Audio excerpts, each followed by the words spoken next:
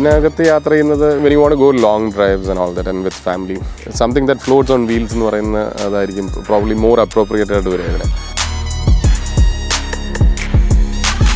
ഇതൊരു മീൻ മെഷീനാണ്, ഇത് വേറൊരു ടൈപ്പ് മെഷീനാണ്. എൻ്റെ മോസ്റ്റ് ഫേവറേറ്റ് കാറാണിത്. ഇതിൻ്റെ പേര് Porsche 911 Turbo S. ഞാൻ ഒരു പ്രാവശ്യം US പോയപ്പോൾ അവിടെ നിന്ന് ജീവാഗൻ മേടിക്കാനായിട്ട് ആക്ച്വലി 4 നാരങ്ങയും മേടിച്ച് ജീവാഗൻ മേടിക്കാൻ ചെന്നാൽ and something happened between the showroom guys and me and then didn't really buy the car. ഇത് ലോകത്തിലൊരു 1499 കാറുകളേ ഉള്ളൂ. അപ്പോൾ അതിൽ നമുക്ക് we were lucky to have one. നമ്മുടെ നാട്ടിൽ ഈ വണ്ടി ഓടിക്കണമെങ്കിൽ എനിക്ക് തോന്നുന്നു കണ്ടത്തിൽ വയൽ കൊയ്ത്തൊക്കെ കഴിഞ്ഞിട്ട് നിൽക്കുമ്പോൾ ഉണങ്ങി നിൽക്കുന്ന സമയമുണ്ടല്ലോ, ആ സമയത്ത് കൊണ്ടുപോയി അതിലിട്ട് ഡ്രിഫ്റ്റ് ചെയ്ത് ഓടിക്കുകയാണെങ്കിൽ അടിപൊളിയായിരിക്കും. അല്ലെങ്കിൽ നമ്മുടെ MMA ട്രാക്കോ അങ്ങനെയുള്ള ഒന്ന് ട്രൈ ചെയ്ത് നോക്കണം. പക്ഷേ ഇതൊരു ബീസ്റ്റാണ്. ഇതിനകത്ത് കയറി ഇരുന്ന് കഴിഞ്ഞ് കഴിഞ്ഞാൽ നമുക്കത് ഫീൽ ചെയ്യും, ആ സൗണ്ടും. എന്തായിരുന്നു നിങ്ങൾ എക്സൈറ്റ് ചെയ്ത പാട്ട്? ഇതിനു മുമ്പ് ഈ വണ്ടി കണ്ടിട്ടില്ല. ഇങ്ങനെ പെട്ടെന്ന് കണ്ടപ്പോ ഇവനെ വീട്ടിൽ നിന്ന് വിളിച്ച് ചീറിപ്പാഞ്ഞു വന്ന് ഈ കാണാനുള്ള കൊതിയായിരുന്നു. വേറൊരു ദിവസം നമുക്ക് വണ്ടി ഓടിക്കാൻ പോകട്ടോ. അങ്ങനെ ശരിക്കും പറഞ്ഞാ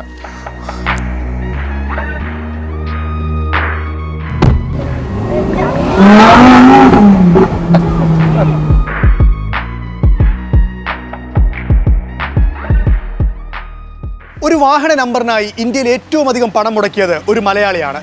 ഇഷ്ട നമ്പറിനായി ലേലത്തിൽ ചെലവാക്കിയത് 46 ലക്ഷം. 16 കോടിയുടെ Rolls Royce black badge go series ഇന്ത്യയിൽ ആദ്യമായി സ്വന്തമാക്കിയതും ഇതേ മലയാളി തന്നെ. ബെൻസ് ജീവാഗനും ലംബോർഗിനി സെറാറ്റോയും ഉറൂസും BMW X7ഉം പോർഷെ 911ഉം അങ്ങനെ നീളുന്നു ഈ മലയാളിയുടെ കാർ ശേഖരം. സ്വപ്ന തുല്യമായി ഈ ജീവിതം പടവെട്ടിപ്പിടിച്ച 450 കോടി വിറ്റുവരവും 1000 ജീവനക്കാരുമുള്ള ലിറ്റ്മസ് 7 സിസ്റ്റംസ് എന്ന IT സ്ഥാപനത്തിൻ്റെ ഉടമയായ AI അനന്ത സാധ്യതകളിലേക്ക് ChatGPTയുടെ പിറവിക്ക് മുന്നേ പണിപ്പുരയിലേക്ക് കയറിയ ഇന്ന് ഇന്ത്യയുടെ സ്വന്തം AI വികസിപ്പിച്ചുകൊണ്ടിരിക്കുന്ന വേണുഗോപാലകൃഷ്ണൻ എന്ന മലയാളിക്കൊപ്പമാണ് മനോരമ ഓൺലൈൻ ഫാസ്റ്റ് ട്രാക്കിൻ്റെ ഇന്നത്തെ ഡ്രൈവ്. അല്ലെങ്കിലും മലയാളി പൊളിയല്ലേ?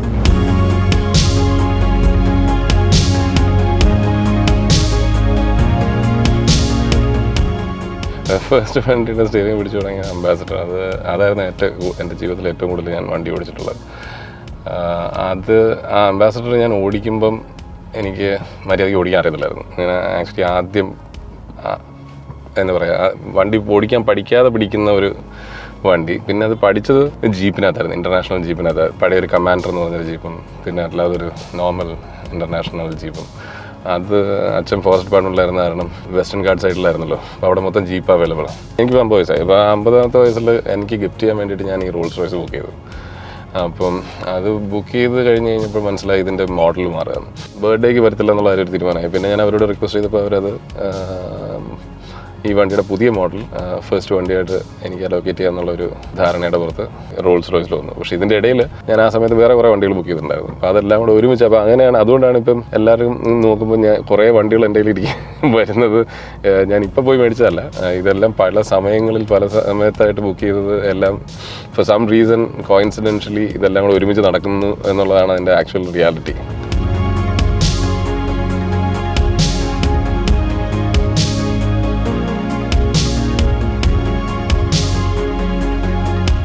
ഞാനൊരു 34ാമത്തെ വയസ്സിലായി ബിസിനസ് തുടങ്ങണം എന്ന് തുടങ്ങാം. അതിന് മുമ്പ് ഒരു IT developer, engineer, program manager, അങ്ങനെ ആ ഒരു പേപ്പറിലൊക്കെ വർക്ക് ചെയ്യായിരുന്നു. 36ാമത്തെ വയസ്സിൽ ബിസിനസ് തുടങ്ങി. അതിനുശേഷം അത് ഏകദേശം അത് നല്ല രീതിയിൽ പോകുന്നതെന്ന് തുടങ്ങി കഴിഞ്ഞ് കഴിഞ്ഞപ്പം എൻ്റെ മനസ്സിലുള്ള ഒരു കാര്യമായിരുന്നു, ഒരു 45-50ാമത്തെ വയസ്സിൽ ഒരു റോൾസ് റോയ്സ് മേടിക്കണം. അപ്പോൾ 45 വയസ്സിൽ ഞാനത് മറന്നുപോയി മേടിക്കണം എന്നുള്ള കാര്യം തന്നെ. ആ പോർഷയൊക്കെ വന്നു. അപ്പോൾ ഞാൻ ആ കാറിൻ്റെ അകത്തോട്ട് കൂടുതൽ ഫോക്കസ് ചെയ്യാൻ തുടങ്ങി. അപ്പോൾ ഞാൻ ഓർത്ത് 50ാമത്തെ വയസ്സിൽ എനിക്ക് ഗിഫ്റ്റായിട്ട് റോൾസ് റോയ്സ് മേടിക്കാം എന്ന് വിചാരിച്ചു. അല്ലാതെ സ്പോർട്സ് കാറിൻ്റെ ഒരു ജോണറിൽ വരുന്നൊരു സാധനമല്ലല്ലോ ഇത് വേറെ ലെവലിലാണ്. ഇതിനകത്ത് യാത്ര ചെയ്യുന്നത് when you want to go long drives and all that and with family, നമ്മളെ തന്നെ ക്ഷീണിപ്പിക്കേണ്ട എന്ന് വിചാരിക്കുന്ന സ്ഥലങ്ങളിൽ പോകാനായിട്ട് this is a good position. Something that floats on wheels എന്ന് പറയുന്ന അതായിരിക്കും probably more appropriate ആയിട്ട് വരിക ഇതിന്. ഇതിൻ്റെ എൻജിൻ V12 ആണ്, 600+ ഹോഴ്സ് പവർ ഉണ്ട്, എക്സെപ്ഷണൽ ടോക്കും ഉണ്ട്. പക്ഷേ എൻ്റെ അടുത്ത് കുറച്ച് പേര് ചോദിച്ചിട്ടുണ്ടായിരുന്നു ഇത് ഓടിക്കാൻ എങ്ങനെയാണ് ഈ വണ്ടി. റോൾസ് റോയ്സിനെ കുറിച്ച് പറയുമ്പോൾ there is an SUV version which is the Cullinan and then this is the Ghost and then you have Phantom. And Phantom is the ultimate in terms of Rolls-Royce and luxury. പക്ഷേ that is like too big a car and it's not a driver's car. I wanted a driver's car because എനിക്ക് ഡ്രൈവറെ വെച്ച് ഓടിക്കുന്നത് ഡ്രൈവേഴ്സിനോട് ദേഷ്യമുള്ളതുകൊണ്ട് അങ്ങനെയൊന്നുമല്ല. പക്ഷേ എനിക്ക് ഓടിക്കാൻ ഇഷ്ടം. അപ്പോൾ അതുകൊണ്ട് ഇനി ഇവന് ഡ്രൈവർ ഉണ്ടെങ്കിൽ ഞാൻ കക്ഷി അപ്പുറത്തിരുത്തി ഞാനായിരിക്കും ഓടിക്കുക. അപ്പോൾ അങ്ങനെ ഒരു ഡ്രൈവർ കാറായിട്ട് ഇത് പറ്റുമായിരിക്കും എന്നുള്ള അസംഷനില്ല. ഞാനത് ഓടിച്ച് ടെസ്റ്റ് ഡ്രൈവ് ചെയ്തിട്ടല്ല വണ്ടി മേടിച്ചത്. പക്ഷേ അങ്ങനെ ഒരു അസംഷനില്ല മേടിച്ചത്. പക്ഷേ first when I drove it in the regular driving mode there is no excitement ഈ കാറിനകത്ത്. It's pure comfort and that's all what it is. But there is a low range mode. You can treat it more like a എന്നാ പറയുക ഒരു sports mode എന്ന് വേണമെങ്കിൽ കൂട്ടാം. അപ്പോൾ ആ ലോ റേഞ്ച് മോഡിൽ ഇട്ട് കഴിഞ്ഞ് കഴിഞ്ഞാൽ then it is a different beast. You really feel driving a V12 engine എന്നുള്ളത് ഫീൽ ചെയ്യും ആ ലോ റേഞ്ചിൽ ഇട്ട് കഴിഞ്ഞാൽ. It's beautiful. It's a lovely machine.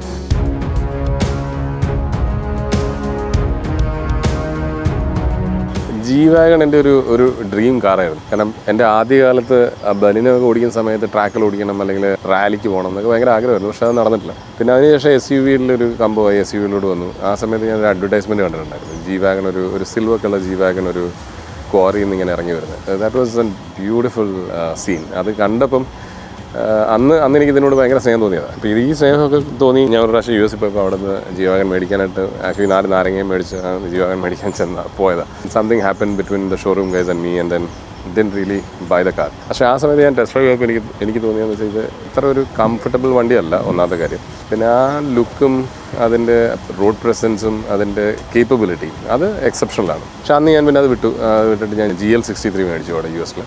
കുറേ നാൾ അത് ഓടിച്ചു. അത് കഴിഞ്ഞിട്ട് പിന്നെ ഞാൻ എന്നോട് തിരിച്ചു വരാൻ കാര്യം എന്ന് വെച്ച് കഴിഞ്ഞാൽ ഇതൊരു കളക്റ്റബിൾ പീസാണ്. It lives beyond the time എന്ന് പറയുന്ന പോലത്തെ it has a capacity to live beyond its time എന്ന് പറയുന്നത് ബിയോണ്ട് ദ ടൈം എന്ന് പറയുന്ന പോലുള്ളൊരു കപ്പാസിറ്റി ഉള്ളൊരു വണ്ടി ആയതുകൊണ്ട്. പിന്നെ സെക്കൻഡ്ലി അതിൻ്റെ ടെക്നോളജി വ്യത്യാസം പറ്റി. കുറച്ച് ബോഡി കുറച്ചുകൂടെ വൈഡറായി. പഴയ ഞാൻ എക്സ്പീരിയൻസ് ചെയ്ത വണ്ടിയേക്കാളും കുറച്ചുകൂടെ വൈഡറായി. അതിൻ്റെ സസ്പെൻഷൻ ആക്റ്റീവ് റൈഡ് കൺട്രോൾ എന്നൊക്കെ പറഞ്ഞിട്ട് അങ്ങനെയൊക്കെ കുറച്ച് ചേഞ്ചസ് കൊണ്ടുവന്നു. ഇപ്പം much more comfortable than what it use to be. What I have experience നേരത്തെ ഞാൻ എക്സ്പീരിയൻസ് ചെയ്യുന്നതിനേക്കാളും ഒത്തിരി ബെറ്ററായി ഇപ്പോൾ ഈ വണ്ടി. ഡിസൈൻ മാറി, കേപ്പബിലിറ്റി ഓഫ് എഞ്ചിൻ മാറി and it's all-round hard core 4-wheel drive. അപ്പോൾ അതെല്ലാം കൂടെ വെച്ചിട്ട് എൻ്റെ ജീപ്പിനോടുള്ള ഒരു ഇഷ്ടം ഇതിൽ വന്ന് തീർന്നു.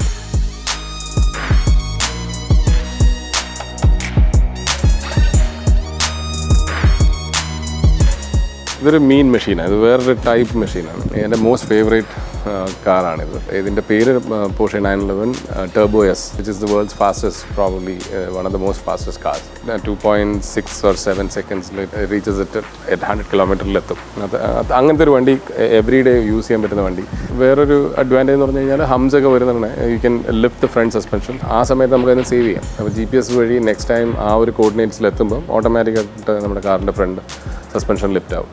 സോ അതുകൊണ്ട് ഹമ്പിന്ന് കുറേയൊക്കെ സേഫായിട്ട് കൊണ്ടു നടക്കാൻ പറ്റും. So that's about this car and it's my favourite. This is probably one of the last 911 Turbo S, I mean, which is not a hybrid. The new one which is going to come in, I think mostly it's going to be a hybrid one. എൻ്റെ വണ്ടിയോടുള്ള സ്നേഹം car മാത്രമല്ല. More than cars I love bikes.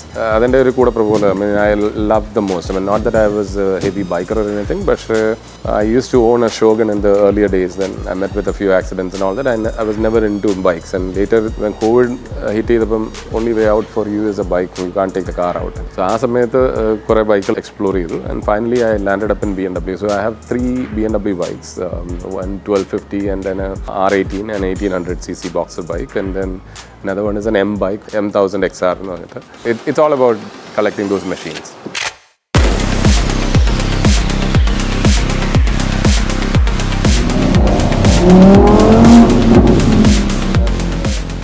വളരെ ഫേവറേറ്റുള്ള കാറാണ് സ്റ്റെറാട്ടോ എന്ന് പറയുന്നത്. ഇത് വളരെ rare സ്പെക്കുമാണ്. ഇതെനിക്ക് I was very lucky to get this. ഈ കളർ, എസ്പെഷ്യലി ഈ കളർ കിട്ടാനായിട്ട്. ഇത് ലോകത്തിലൊരു 1499 1499 കാറുകളേ ഉള്ളൂ. അപ്പോൾ അതിൽ നമുക്ക് we were lucky to have one. ഇത് നാച്ചുറലി ആസ്പിറേറ്റഡ് ആയി എൻ്റെ എഞ്ചിൻ. ഇതിൻ്റെ പോപ്സ് ആൻഡ് വിസിൽസ്, ആ സൗണ്ടുകളും ബഹളങ്ങളും, ആ ഒരു ഫീൽ എന്ന് പറയുന്നത് ഭയങ്കര അഡ്രിനാലിൻ കിക്ക് ചെയ്യാൻ പറ്റുന്ന രീതിയിലുള്ള ഒരു drive experience you will get it. And exceptionally cocooned. അതിനകത്ത് കയറി കഴിഞ്ഞ് കഴിഞ്ഞാൽ you don't feel like we are in a territory that നമുക്ക് അറിയാൻ പാടില്ലാത്തൊരു ലോകം എന്ന് തോന്നത്തില്ല. അപ്പോൾ നമുക്ക് ഭയങ്കര നല്ലോണം ഫീൽ ചെയ്യാൻ പറ്റും ഈ വണ്ടി. ഇത് ആക്ച്വലി ഹുറാക്കാൻ്റെ ലിമിറ്റഡ് എഡിഷനാണ്. ഇപ്പോൾ ഇതിൻ്റെ ബോഡി വൈഡാക്കി, ഇപ്പം സൈഡിലെ ഫെൻഡേഴ്സൊക്കെ അവർ ആ രീതിയിൽ തന്നെ, ഇതെല്ലാം സ്റ്റോക്ക് സാധനങ്ങൾ, അതിനകത്തൊന്നും ഞാൻ തൊട്ടിട്ടില്ല. അവരിത് വൈഡാക്കി, വൈഡ് ട്രാക്കാക്കി, അണ്ടർ ബോഡി അവർ സ്ട്രെങ്തൻ ചെയ്തു, സസ്പെൻഷൻ സ്ട്രെങ്തൻ ചെയ്തു. ബാക്കിൽ ഈ സ്കൂപ്സ് മേളിൽ കാണുന്ന എയർ സ്കൂപ്സ് നേരത്തെ ഹുറാക്കാനിലെ സൈഡിൽ വരും. Because it's a rally edition. അവർ ചിന്തിച്ചത് എന്താണെന്ന് വെച്ച് കഴിഞ്ഞാൽ ശരിക്കും ഡസ്റ്റ് കയറി വരും. ബിക്കോസ് ഓഫ് റോഡ് ട്രാക്കിൽ ഓടിക്കാൻ വേണ്ടിയിട്ടുള്ള വണ്ടിയാണ്. അപ്പോൾ അത് സൈഡിൽ വെച്ച് കഴിഞ്ഞാൽ അത്രയും മഡും ഡസ്റ്റും എയർ ഫിൽറ്ററിൽ കയറുന്ന കാരണം അവരതെടുത്ത് മേളിലാക്കി. ഭയങ്കര രസമുള്ളൊരു സാധനം എന്ന് പറഞ്ഞു കഴിഞ്ഞാൽ നമ്മൾ ഇവിടുന്ന് ചിന്തിക്കുമ്പോൾ നമ്മളെപ്പോഴും റിയർ വ്യൂ മിറർ നോക്കുമല്ലോ. അപ്പോൾ ഈ വണ്ടിയിൽ നോക്കി കഴിഞ്ഞാൽ റിയർ വ്യൂ മിററിലൊന്നും കാണാൻ പറ്റത്തില്ല. റിയർ വ്യൂ മിറർ ഉണ്ട് ഇവിടെ, പക്ഷേ അതിന് കാണാനുള്ള വഴിയില്ല. അപ്പുറത്ത് സൈഡ് മിറർ മാത്രമേ കാണത്തുള്ളൂ. ഈ വണ്ടി വഴിയിൽ ആരെങ്കിലും കാണുമ്പോൾ ഒന്ന് ആലോചിച്ചോണം, പുറകെ നിങ്ങൾ നിന്ന് കഴിഞ്ഞാൽ എനിക്ക് കാണാൻ പറ്റത്തില്ല എന്നുള്ളത്. അൺലെസ് ആയി റിവേഴ്സ് ക്യാമറ ഇടാത്തിടത്തോളം കാലം അങ്ങനത്തെ ഒരു വണ്ടിയാണ്. നമ്മുടെ നാട്ടിൽ ഈ വണ്ടി ഓടിക്കണമെങ്കിൽ എനിക്ക് തോന്നുന്നു കണ്ടത്തിൽ വയൽ കൊയ്ത്തൊക്കെ കഴിഞ്ഞിട്ട് നിൽക്കുമ്പോൾ ഉണങ്ങി നിൽക്കുന്ന സമയമുണ്ടല്ലോ, ആ സമയത്ത് കൊണ്ടുപോയി ഒരു ബുൾഡോസറൊക്കെ ഓടിച്ച് ഒരു ചെറിയൊരു ട്രാക്കൊക്കെ ഉണ്ടാക്കിയിട്ട് അതിലിട്ട് ഡ്രിഫ്റ്റ് ചെയ്ത് ഓടിക്കുകയാണെങ്കിൽ അടിപൊളിയായിരിക്കും. അല്ലെങ്കിൽ നമ്മുടെ MMA ട്രാക്കോ അങ്ങനെയല്ലോ ഒന്ന് ട്രൈ ചെയ്ത് നോക്കണം. പക്ഷേ ഇതൊരു ബീസ്റ്റാണ്. ഇതിനകത്ത് കയറി ഇരുന്ന് കഴിഞ്ഞ് കഴിഞ്ഞാൽ നമുക്കത് ഫീൽ ചെയ്യും. ആ സൗണ്ടും അതിൻ്റെ ഫീലും എഞ്ചിൻ്റെ വൈബ്രേഷനും ഇതൊക്കെ. ഇതൊന്നും ഒരു കംഫർട്ടബിൾ കാറല്ല. ചില സമയത്ത് ഞാൻ തന്നെ എന്നോട് പറയുന്നതുകൊണ്ടെന്ന് തോന്നിട്ട് കാശ് കൊടുത്ത് കടിക്കുന്ന പട്ടി മേടിക്കാന്ന് പറയുന്ന പോലത്തെ പരിപാടി. പക്ഷേ ഇതിൻ്റെ ത്രില്ലതാ. ഈ കാറാണ് ഞാൻ ട്രാഫിക്കിൽ ഓടിക്കുമ്പോൾ നേരത്തെ പറഞ്ഞ് 2-3 പ്രാവശ്യം ആക്സിലറേറ്റ് ചെയ്ത് കഴിഞ്ഞാൽ അതിൻ്റെ സൗണ്ട് ഒരു രക്ഷയില്ലാത്ത സൗണ്ടാകും. ആൾക്കാർ അതൊക്കെ ശ്രദ്ധിച്ചിട്ട് എനിക്ക് ഇച്ചിരി സ്ഥലം തരും. അങ്ങനെ ഒരു സൗകര്യമുണ്ട്. ഇനി ആർക്കെങ്കിലും വിരോധം തോന്നിയിട്ട് സ്ഥലം തരാതിരിക്കരുത്. കാണുകയാണെങ്കിൽ ഒരു സ്ക്രാച്ച് കുറേ കാശാവുന്നതുകൊണ്ടും ഇവിടെ റിപ്പയർ ചെയ്യാൻ സ്ഥലമില്ലാത്തതുകൊണ്ടും സേഫായിട്ട് ഓടിക്കാനായിട്ട് ശ്രമിക്കുന്നു ഞാൻ.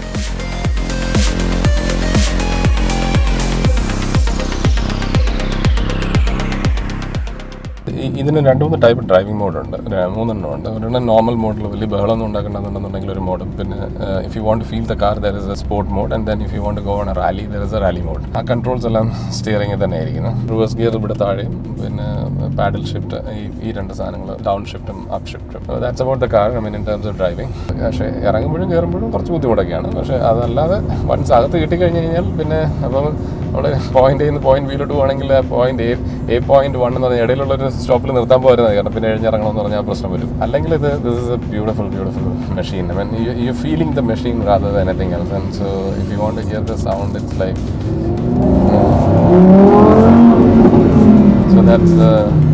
So that's what I was telling earlier. ഞാൻ നേരത്തെ പറഞ്ഞത് അത് തന്നെയായിരുന്നു. കാരണം എന്ന് വെച്ച് കഴിഞ്ഞാൽ ചെറിയൊരു സ്ഥലം മതി where you can feel it, and it will be probably you are accelerating to a point of 60 km, but not more than that. But then that 0 to 60 വരുന്ന ആ ഒരു രീതി, when the roads are free, that gives you a feel of that instant feel, and that's what most drivers love.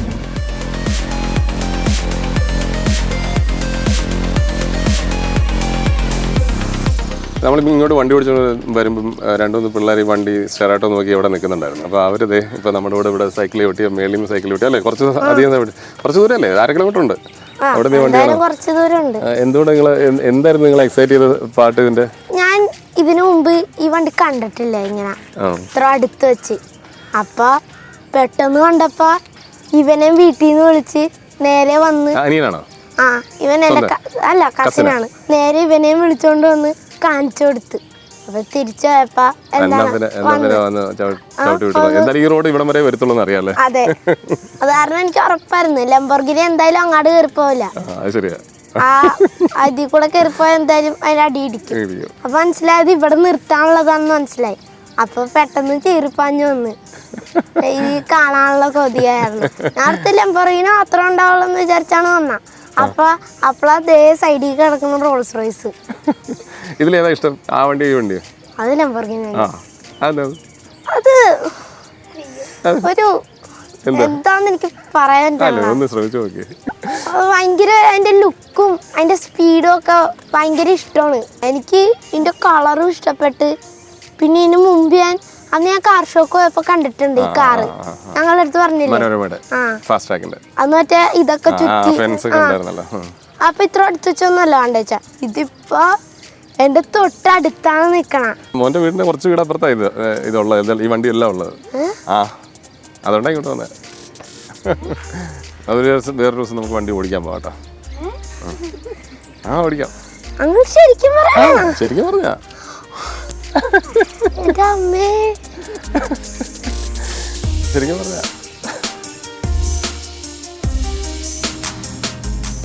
അതിന് ആ ഒരു feel ഇപ്പോൾ ഏകദേശം മനസ്സിലായിട്ടുണ്ടാവും. ആസ് എൻ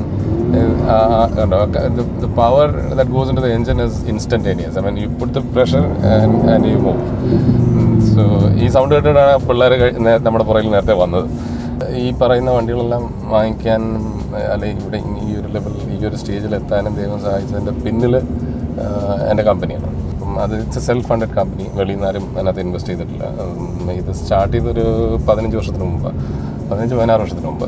അന്ന് തുടങ്ങുമ്പോൾ ഇങ്ങനൊന്നും ആവുമെന്നൊന്നും പ്രതീക്ഷിച്ചല്ല. പക്ഷേ ഈ ന്യൂ എന്തെങ്കിലുമൊക്കെ ആയിത്തീരുമെന്ന് അറിയാം. പക്ഷേ എന്തായിത്തീരും എന്നുള്ളത്, ഇങ്ങനെ ആയിത്തീരും എന്നുള്ളത് അറിയത്തില്ലായിരുന്നു. മീൻസ് ഇപ്പം നമ്മളത് വന്ന് റീറ്റെയിൽ സ്പേസിലാണ് നമ്മൾ വർക്ക് ചെയ്യുന്നത്. മീൻ ആസ് എൻ ഒരു റീറ്റെയിലർ. ഇപ്പം നമ്മളൊരു കട നടത്തുകയാണ്. അപ്പോൾ ആ കട നടത്തുന്ന ബിസിനസ് എങ്ങനെ നടത്തണമെന്ന് ചോദിച്ചു കഴിഞ്ഞാൽ ഞാനായിരിക്കത്തില്ല അതിന് അഭിപ്രായം പറയേണ്ട ആൾ. കാരണം അവർ ആ ട്രഡീഷണൽ റീറ്റെയിലിംഗ് എല്ലാവർക്കും അറിയാം. നമ്മൾ ചെയ്യുന്നത് മൊത്തം ഈ ഫിസിക്കൽ ഡിസൈൻ, ഫിസിക്കൽ സ്റ്റോറിൻ്റെ ഡിജിറ്റൽ സൈഡ്. അപ്പം ആർക്കെങ്കിലും ഡിജിറ്റൽ ചെയ്യണമെന്നുണ്ടെങ്കിൽ, ഡിജിറ്റൽ സൈഡ് ഓഫ് റീറ്റെയിൽ ചെയ്യണമെന്നുണ്ടെന്നുണ്ടെങ്കിൽ we are probably one of the best. അത് നമ്മൾ വർക്ക് ചെയ്യുന്നത് വേൾഡിൽ വളരെ ബിഗർ സ്കെയിൽ ഓപ്പറേറ്റ് ചെയ്യുന്ന, ഇൻ്റർനാഷണലി ഓപ്പറേറ്റ് ചെയ്യുന്ന ബ്രാൻഡ്സിൻ്റെ കൂടെയാണ് നമ്മൾ വർക്ക് ചെയ്യുന്നത്. നമ്മൾ ഈ എഐയുടെ എൻജിൻ ക്രിയേറ്റ് ചെയ്യാൻ ചിന്തിച്ച് തുടങ്ങുന്ന കാലത്തൊന്നും ഈ ഓപ്പൺ എ ഒന്നുമില്ല. അതൊക്കെ അതിനുശേഷം 2 വർഷത്തിന് ശേഷം അത് വന്നത് തന്നെ. സോ നമ്മൾ ക്രിയേറ്റ് ചെയ്തിരിക്കുന്ന എ ഐ എന്ന് പറയുന്നത് ഒരു human like A I. I mean which doesn't exist today. I mean it can think on its own എന്ന് പറയുന്ന ലെവലിൽ ഒരു കപ്പാസിറ്റിയാണ്. Latest and greatest aspect of technology സാധാരണ മനുഷ്യന് അവരുടെ ജീവിതത്തിനെ നന്നാക്കാനായിട്ട് ഉപയോഗിക്കാൻ പറ്റും എന്നുള്ള പെർസ്പെക്റ്റീവിൽ നിന്നാണ് നമ്മളിതിനെ പ്രസൻറ്റ് ചെയ്യുന്നത്. അപ്പം ഈ പറയുന്ന എ ഐ നാളെ ഇവിടുത്തെ ഒരു ചേച്ചിയുണ്ട് ഒരു വില്ലേജിലുള്ള. അപ്പോൾ കക്ഷിക്ക് ഒരു ബൊട്ടീക്കുണ്ട്, അല്ലെങ്കിൽ കക്ഷിക്ക് ഒരു ചെറിയ ബിസിനസ് ഉണ്ട്. ഇന്ന് കക്ഷി ഒരു വെബ്സൈറ്റ് ഉണ്ടാക്കണം, അല്ലെങ്കിൽ ഇൻസ്റ്റാഗ്രാമിൽ പേജ് ഉണ്ടാക്കണം, കുറേ ഇൻഫ്ലുവൻസേഴ്സിൻ്റെ പുറകിൽ പോയിട്ട് അതിന് മാർക്കറ്റ് ചെയ്യണം. ഇതിൻ്റെ ഒന്നും ആവശ്യമില്ല. സത്യം പറഞ്ഞു കഴിഞ്ഞാൽ whatever she is trying to sell, അതിന് ഒരു ഉപഭോക്താവ് അപ്പുറ സൈഡിലുണ്ടെന്നുള്ള കാര്യം ഈ ബ്രെയിൻ വന്നിട്ട് എന്നെ കാണിക്കാൻ പറ്റുകയാണെങ്കിൽ അതിലപ്പുറം പിന്നെ വേറൊരെണ്ണം ഇല്ലല്ലോ, വേറൊരു ആവശ്യമില്ല. അപ്പോൾ അങ്ങനത്തെ ഒരു പുതിയൊരു ടെക്നോളജി ലോകത്തിലേക്ക് കൊണ്ടുപോകാൻ കേപ്പബിൾ ആയിട്ടുള്ള ഒരു കാര്യമാണ് നമ്മളിപ്പോൾ ചെയ്തു വെച്ചേക്കുന്നത്. നമുക്ക് എന്തായാലും പോകുന്ന വഴിക്ക് മറ്റേ 2 പിള്ളേരുടെ വീടും ഉണ്ട്. മേ ബി അവർ ജസ്റ്റ് 2 ഹോങ് ചെയ്തിട്ട് പോകാം. At some point in time I think we'll have to give them a ride as well.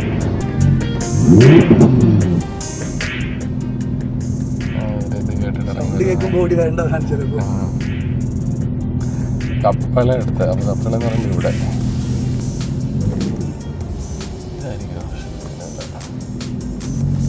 അതുപോലെ നിന്നെ അന്വേഷിച്ച് ഞങ്ങൾ ഇവിടെ ഒക്കെ തപ്പി നടന്നു, അങ്ങേ പള്ളി മുതൽ ഇങ്ങേ സൈഡ് വരെ. എന്നിട്ട് താഴെ പോയി. അപ്പോൾ ആർട്ട് ഡയറക്ടറുടെ വീട്ടിൽ പോയി. ആ ആർട്ട് ഡയറക്ടർ വീട്ടിൽ നിന്ന് നിന്റെ വീട് നമ്പർ നിന്റെ വീട് കിട്ടിയേ. വാ കയറ്. അതിൽ ഞെക്കിയാൽ മതി. അതിൽ തുറന്നോ.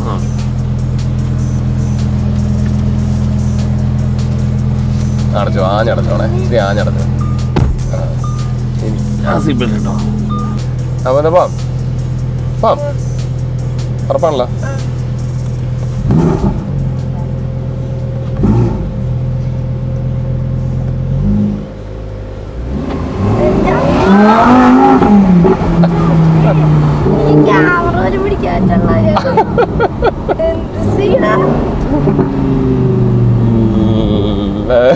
ക്യാമറ കയ്യിൽ നിന്ന് പോയോ? പ്രഷർ കൂടി പോയോ? ഇഷ്ടപ്പെട്ടോ? പിന്നെ ഇതിന്റെ ഉള്ളിൽ ആദ്യമായിട്ടൊക്കെ അച്ചടാ, ഞാൻ പറഞ്ഞില്ലേ അവിടെ വെച്ച് കണ്ടിട്ട് ഞാൻ അത്രയും ദൂരത്ത് നിന്ന് കണ്ട. അപ്പൊ പോലെ എന്താണ്, അപ്പൊ എന്റെ അനിയത്തിന്റെ ഇടയിൽ കൂടെ കേറാൻ വയ്ക്കാൻ പറഞ്ഞ് കേറരുത്, അത് ഭയങ്കര വിലയുള്ള വണ്ടിയാണ്. സത്യമായിട്ട് ഞാൻ ഈ വണ്ടി കണ്ടിട്ടേ ഉള്ളൂ, തൊട്ട് നോക്കിയിട്ട് പോലും ഇല്ല. എല്ലാത്തിനും ഒരു സമയമായിട്ട് പറയാം. കറക്റ്റ് സമയമാകുമ്പോൾ ഇങ്ങോട്ട് വന്നോളൂ, അങ്ങോട്ട് പോകേണ്ട കാര്യമില്ല. Very happy. ഹാപ്പി അല്ലേ? എവിടെ പഠിക്കുന്നത്? Saint Vincent Paul. ഓക്കെ. അങ്ങളുടെ പേര് എവിടെയാന്ന് പറഞ്ഞാൽ ഈ റോഡ് നേരെ പോകുമ്പോൾ അവിടെ ഒരു ഗുഡർത്തിന്റെ ഒരു വില്ല ഉണ്ട്. അതെ അതെ അതെ. ഞങ്ങൾ അവിടെ മുതല് മോനെ അപ്പുറത്തെ പള്ളി മുതല് കുറെ വഴി തിരക്കി. അത് എനിക്ക് മനസ്സിലായി. ഞാനോർത്തു അവിടെ ആയിരിക്കും. അവിടെ പോയി കുറെ സ്ഥലത്തൊക്കെ തപ്പി. അപ്പോൾ ഒരു ചായക്കടക്കാരനോട് ചോദിച്ചാൽ പറഞ്ഞു ഒരു ആർട്ട് ഡയറക്ടർ ഉണ്ട് താഴെയാണെന്ന് പറഞ്ഞു. അപ്പോൾ അവിടെ ചെന്ന് പറഞ്ഞു മോന്റെ വീട് ഇപ്പുറത്താണ്. നമുക്ക് ഇവിടെ എന്തിരിക്കാം.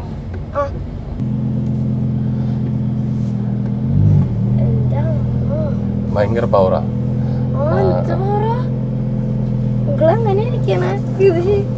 അത് പിന്നെ കുറച്ച് ഓടിച്ച് പരിചയമാവുമല്ലോ. അതെ അതെ അതെ അതെ അതെ. നമ്മുടെ അത് എൻ്റെ മോനോ ട്രിപ്പിലായിരുന്നോ? അപ്പം എൻ്റെ അമ്മ വിളിക്കാൻ വന്നു. എനിക്ക് തോന്നി അത് അങ്കളുടെ മോനായിരിക്കുമെന്ന്. കാരണം ആ ചേട്ടന് അത്ര ഇതൊന്നും ഉണ്ടായില്ല ഇത് കണ്ടിട്ട്. അപ്പൊ തന്നെ മനസ്സിലായി ഒരു എക്സൈറ്റ്മെന്റ് ഇല്ല അല്ലേ? ശരി, ഞാൻ വിടുകയാണേ.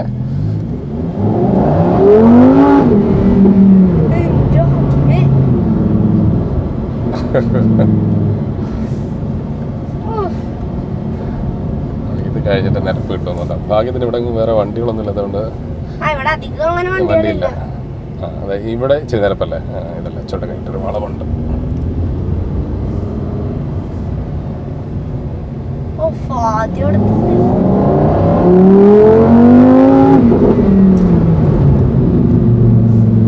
അങ്ങനെ വലിയ ഹമ്പൂല്ല ഇല്ല. ഒന്നുമല്ല.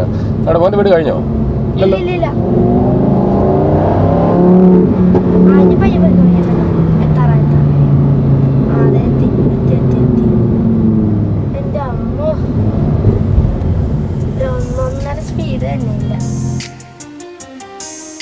എങ്ങനെയുണ്ടായിരുന്നു? അത് ഭയങ്കര എക്സ്പ്രസീവ് ആയിരുന്നു വണ്ടിക്കകത്തിരുന്നു. ഇതുപോലെ ഇങ്ങനൊരു ചാൻസ് കിട്ടുമെന്ന് ഒരിക്കലും പ്രതീക്ഷിച്ചില്ല. പറഞ്ഞില്ലേ, കാർ ഷോക്ക് പോയപ്പോ ഞാൻ കണ്ടിട്ടുണ്ട്. അപ്പൊ പോലും എനിക്ക് തൊടാൻ കൂടെ പറ്റിയിട്ടില്ല. ഇപ്പൊ പക്ഷെ ഞാൻ ഇതിൻ്റെ ഉള്ളിൽ കയറി. അതൊരു ഭയങ്കര എക്സ്പീരിയൻസ് തന്നെയാണ്. ഒന്നും പറയാൻ ആ സ്പീഡ് കിട്ടിയ കയ്യിൽ നിന്ന് പോയില്ലേ ക്യാമറ? ക്യാമറയ്ക്ക് ഇങ്ങനെ വന്നേക്കണ്. നല്ലൊരു സ്പീഡ് തന്നെ ഉണ്ട്. ശരി മോനെ, ഇപ്പോ bye bye.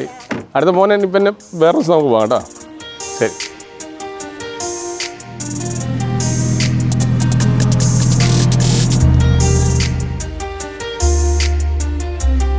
All these engines are going to be obsolete in no time. കാറിൻ്റെ ബ്രാൻഡും അതിനൊക്കെ ഉപരി എൻ്റെ ഒരു ഒബ്ജക്റ്റീവ് എന്ന് പറയുന്നത് collect all the engines. It's all about collecting those machines.